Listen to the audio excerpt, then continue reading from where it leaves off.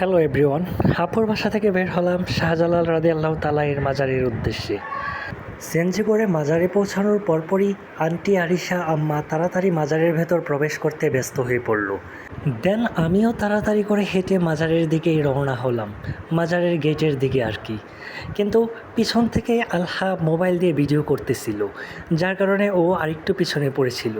এবং আমি গেটে যখন আলহাকে চারপাশে দেখতে পেলাম না, তখন তাকে ডাক দিলাম যেন তাড়াতাড়ি চলে আসে।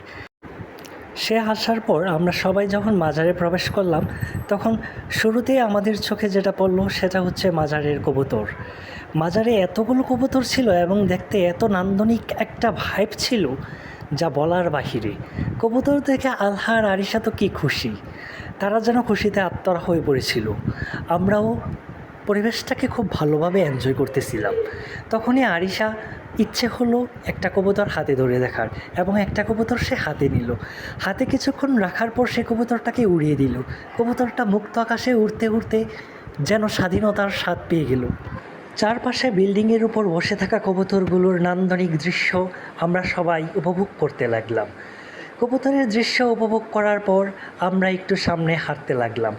আশেপাশে ছিল অনেক মানুষ, বিভিন্ন জায়গা থেকে, বিভিন্ন প্রান্ত থেকে মানুষ এসেছে এখানে মাজার জিয়ারত করতে, মাজারে এসে আল্লাহর কাছে দোয়া করতে।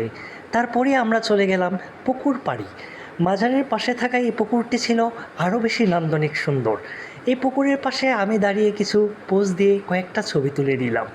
পুকুরে অবশ্য আরিশা আর আলহাও পুকুরের পানি নিয়ে বেশ খেলা করতেছিল, যেটা আমাদের মোবাইলের ক্যামেরা দ্বারা বন্দি করা সম্ভব হয়ে ওঠেনি।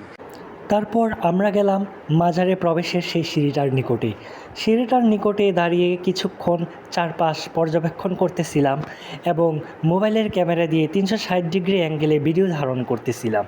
চারপাশের মানুষ, চারপাশের পরিবেশ, চারপাশে কি হচ্ছে না হচ্ছে, এগুলো আমরা পর্যবেক্ষণ করতেছিলাম।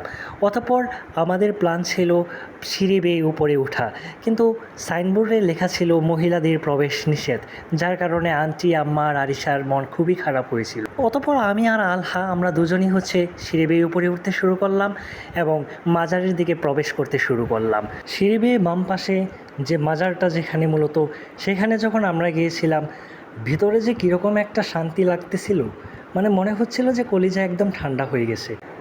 মাজারের চারপাশটা আমরা ঘুরে দেখলাম, ওইখানে একদম শান্ত পরিবেশ ছিল। কেউ কোনো কথা বলছে না, সবাই যার যার মনের আশা, সবাই যার যার মনের দোয়া এখানে এসে দাঁড়িয়ে করতেছে, আল্লাহর নিকট প্রার্থনা করতেছে, মাজার জিয়ারত করতেছে। আমরাও মাজার জিয়ারত করলাম এবং দোয়া করলাম।